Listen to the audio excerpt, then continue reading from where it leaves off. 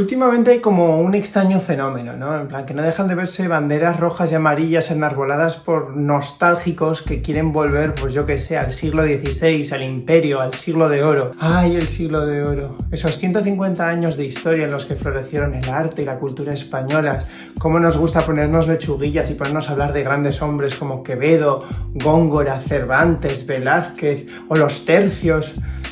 Qué aburrido, la verdad. No, si es que así normal que se la ponga dura a los señores de siempre. ¿Y sabes qué? Que no, que paso, que se acabó a hablar de la misma gente de siempre. Que si vamos a hablar de cosas que hace que la gente esta de las banderitas se ponga a salivar, vamos a hacerlo bien por lo menos, porque ¿sabes qué le pasa a estas banderas? Bueno, aparte de ser anacrónicas y que las llevan gente terrible, pues que le faltan más colores, diría yo. Les falta, pues yo que sé, un morado, les falta un naranja, les falta un azul, un verde, o al menos un poco más de brilli. Ah, mucho mejor. Vamos a hablar de un siglo de oro que tan cisetero no fue, si vamos a hablar de personajes históricos que sean al menos los que nos gustan.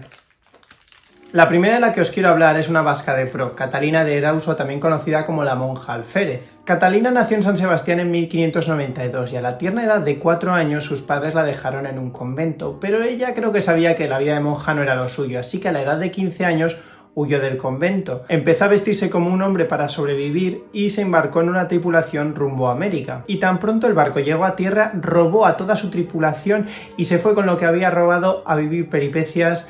Y bueno, mira, menuda vida tuvo. Tras varias trifulcas por América, en las que se enzarzaba a duelos con quien fuera, se alistó en el ejército del rey y luchó en el norte de Chile contra los mapuches hasta ascender al rango de alférez. A ver, la vida de Catalina de Erauso era, bueno, estaba llena de líos. Catalina era bastante conflictiva, de estas personas que sabes que serían un protagonista perfecto para una novela de Reverte, de no ser porque, bueno, era mujer. Y eso a Reverte se le da a regular. Le encantaba meterse en peleas y duelos por chorradas, incluyendo la vez que le rajó la cara a alguien simplemente porque no le dejaba ver bien el escenario de un corral de comedias. Incluso en uno de estos varios duelos en los que se metió, y concretamente en uno que ella simplemente estaba ahí de apoyo, mató a su propio hermano sin darse cuenta de que era él. Vamos, toda una telenovela que ríete tú de La Rosa de Guadalupe. A Catalina también le encantaba meterse en faldas ajenas. Fue despedida por mantener relaciones sexuales con las dos cuñadas de su jefe, se batió en duelo con varios hombres celosos porque estaba ligoteando con sus mujeres, y queda la duda de... ¿pero Catalina era un hombre trans o era una mujer lesbiana que simplemente se disfrazaba de hombre para poder moverse por el mundo? En aquella época no sería sorprendente si se travestiese de hombre simplemente para tener mayor libertad de moverse por el mundo y que no la acosasen, más allá de una identidad masculina. El caso es que adoptó varios nombres a lo largo de su vida, pero un día el alférez Alfonso Díaz Ramírez de Guzmán, ahí es nada, fue apresado por mentar al diablo, y en el último momento delante del obispo confesó: la verdad es que soy mujer. Sea, lo que está clarísimo es que era vasque, porque ese flequillo es inconfundible. Tras su confesión la examinaron y no solo descubrieron los genitales que tenía, sino que también descubrieron que era virgen, lo cual para la época era muy importante y se hizo famosísima, en plan el caso de la novicia rebelde que acabó metida alférez, como Sonrisas y Lágrimas pero con más sangre. Fue recibida por el rey Felipe IV, que le dio una pensión vitalicia por su coño moreno, oye, tú di que sí, y además le dio el título de monja alférez y le permitió firmar con nombre masculino, Antonio de Erauso, que utilizaría hasta el día de su muerte. Luego fue recibida hasta por el Papa en el Vaticano, que le permitió seguir vistiendo como un hombre y seguir firmando como un hombre hasta el día de su muerte, lo cual de nuevo sugeriría más una identidad masculina que de una mujer lesbiana butch. Pero como no podemos revivirla y preguntarle con qué etiqueta se siente más cómodo, pues nos vamos a quedar con la duda. La siguiente persona es Cosme Pérez, un actor y cómico que cuando se subía al escenario en el siglo XVII se reía de todo, de los nobles, de la iglesia, hasta de su propia sombra. Fue tan famoso que se compusieron unas 50 obras exclusivamente para que las interpretase él. Tenía una figura chaparrada, con chepa y algo regordete, diciendo que le daba forma de un huevo, pero la gente no se reía simplemente de su forma o de su figura, porque se reían de que no tenía filtro alguno cuando se subía al escenario. Pero en 1636 Juan Rana fue detenido por la Inquisición y juzgado por sodomía. Vamos, que era lo que hoy llamaríamos... mariquita.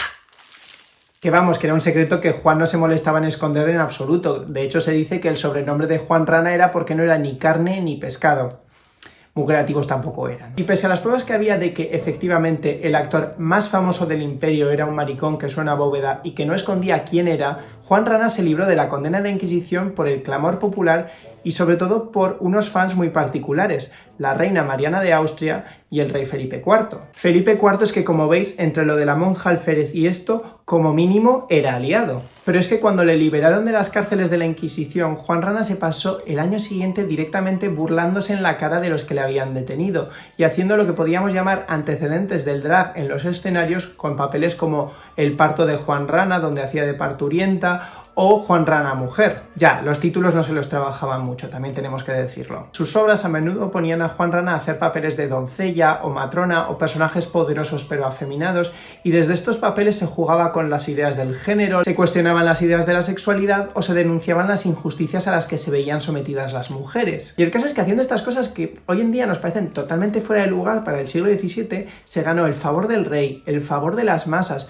ganó un montón de poder, riqueza e influencia que utilizó para ayudar a otros actores a apoyar las artes, apoyar a otros corrales de comedia y cuestionar todo el sistema de sexo-género que estaba oprimiendo a mujeres o a gente como él.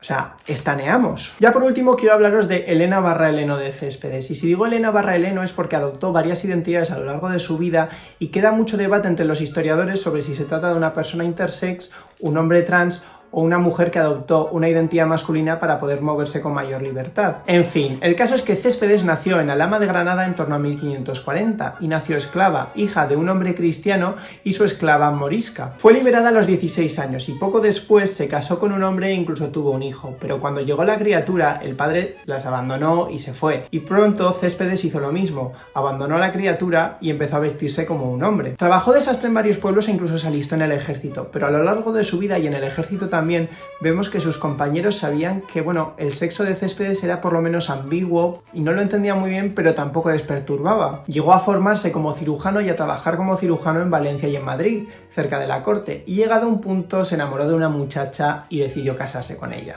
Y dado que sus amigos y compañeros sabían que Heleno tenía dos sexos, antes de la boda fue examinado por un médico que concluyó que Heleno era un hombre y por tanto podía casarse con una mujer. Así que se casó y vivió felizmente con su mujer durante un año hasta que la Inquisición, tan maja como siempre, arrestó a Heleno y a su mujer por sodomía. Es decir, porque creían que se trataba de dos mujeres que habían conseguido burlar el sistema para casarse. Y aquí en el juicio es ya cuando entramos en varias teorías sobre dónde encajaría exactamente Heleno. Porque Heleno en su defensa declaraba que era hermafrodita, palabra que ya no utilizamos, y que lo que pasó es que cuando dio a luz se le rompió algún pellejo y le salió un pene. Pero un pene que era funcional y todo. Que yo no sé si eso es científicamente posible, quisir, a lo mejor sí o a lo mejor no sé, haciendo mucha fuerza. Yo qué sé, no soy biólogo. Y claro, según Heleno, pues no tuvo alternativa salvo empezar a vivir como un hombre. Lo que pasa es que años después de casarse con su mujer, tuvo un accidente montando a caballo que le obligó a amputarse el pene. Luego tenemos la versión de la Inquisición que decía que se trataba de una mujer que había usado la brujería para engañar al médico que la examinó y así poder casarse con otra mujer y pecar.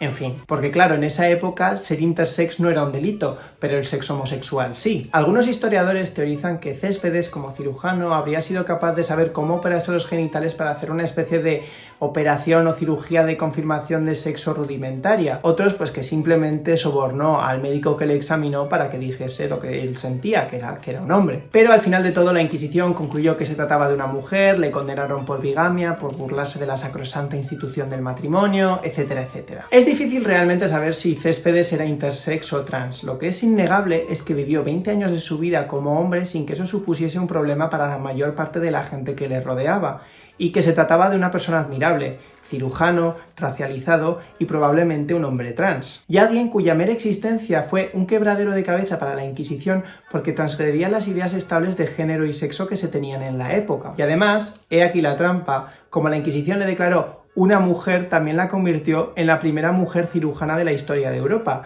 ya que el resto de su vida tuvo que vivir como una mujer. Conocemos más casos de personas de esta época que hoy en día entrarían dentro de la comunidad LGTBIQ, como el de Magdalena Muñoz, una persona intersex. Pero como soy un marica sin capacidad de síntesis, me voy a quedar en estas pocas pinceladas de unos personajes de los que, aunque aún quedan muchas incógnitas, está claro que ciseteros no eran. Así que ya veis, hemos podido hablar de la historia del siglo de oro y hablar de la L, de la G, de la T, de la I, y me diréis, ¿y qué hay de la B? Bueno, la B la pone un servidor. Que no se engañen, que es que la historia no es ni tan seria ni tan gris. Y es que, aunque a menudo está escrita en un tono masculino cis heteropatriarcal, en realidad pues siempre hemos estado ahí, incluso en la gloria de Españita.